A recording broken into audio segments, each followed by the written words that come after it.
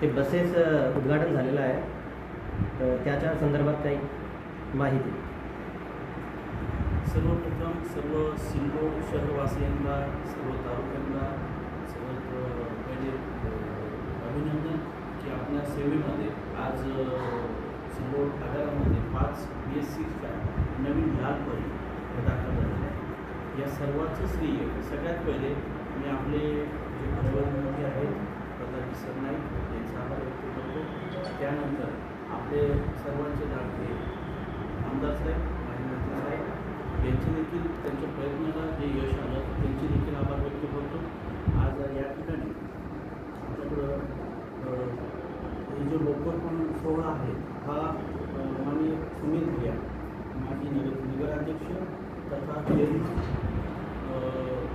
National सूत गिरणी, तसेच शेख इम्रान भैया, गुड्डू भैया युवा जिल्हा सचिव शिवसेना यांच्या सर्वांच्या सहकार्याने आज या ठिकाणी लोकार्पण सोहळा पार पडला. ही जी येणारी जी आलेली जी बस आहे ही BSCची असून साध्या दरामध्ये आहे. तसेच त्यामध्ये एकूण 40 सीट हे जे अवेलेबल आहेत, तसेच पुश बॅग, त्याच्यानंतर चार्जिंग पॉईंट्स, अदरवाईज जे इको फ्रेंडली जे म्हणतो आपण प्रदूषण विरहित अशा पद्धतीचे ह्या बसेस आहेत.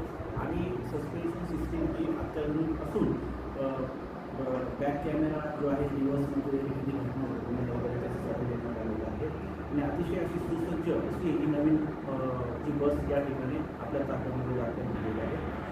सध्याच्या घडीला आता ही 5 बसेस आपल्याकडे दाखल झाल्या. येणाऱ्या काळामध्ये आणखी 5 होतील आणि पुढील 3 वर्षामध्ये जवळजवळ आपल्या सिल्लोड आगाराला जवळजवळ सर्व बसेस ह्या नवीन उपलब्ध होतील.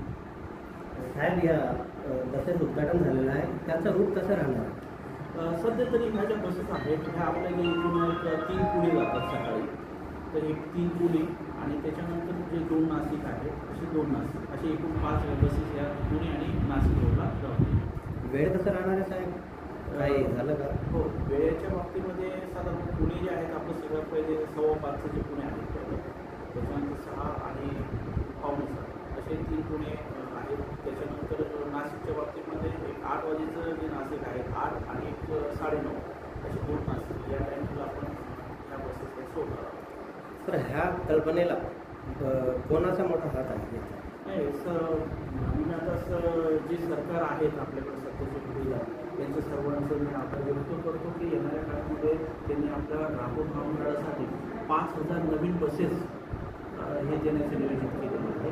त्यामुळे त्याचं सर्वात पहिले आहे. सर, यामध्ये सिस्टमचा ते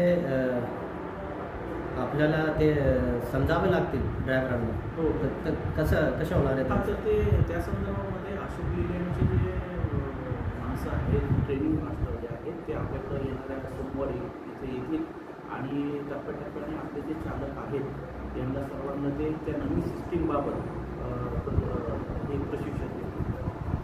कारण ते झालं पाहिजे. हो, शिवशाही बस जेव्हा ज्या काळात आली होती तेव्हा लय ॲक्सिडेंट झाले होते. म्हणजे ते सिस्टम माहीत नव्हतं ड्रायव्हरांना आणि ती लई हाय स्पीड होती. आता याच्यात काहीतरी वेगळं आगळं झालं पाहिजे. नाही त्या पद्धतीने होणार नाही. अतिशय सुसज्ज याच्या अगोदर बाकीच्या डेपोला ह्या गाड्या आलेल्या आहेत आणि अतिशय त्याचं चांगलं परफॉर्मन्स या ठिकाणी आपल्याला मिळालेलं आहे. आणि आपल्या आगारात जे चार्जिंग बसेस आहेत त्याच्यात भाडं काही शिल्लक आहे, तर त्याचं काय सर? चार्जिंग बसेस तर ह्या आपल्या आगाराला नसून त्या आपला जो सिम्पो नंबर 1 जो आगार आहे त्यांच्या थ्रू आपल्याकडे चालवल्या जातात. तर त्या ज्या बसेस आहेत तर ह्या AC असून इलेक्ट्रिक आहे. तर त्याचं जे भाडं आहे ते जे शिवशाहीचे जे भाडे आहेत त्या दरामध्ये त्याची भाडे आहे.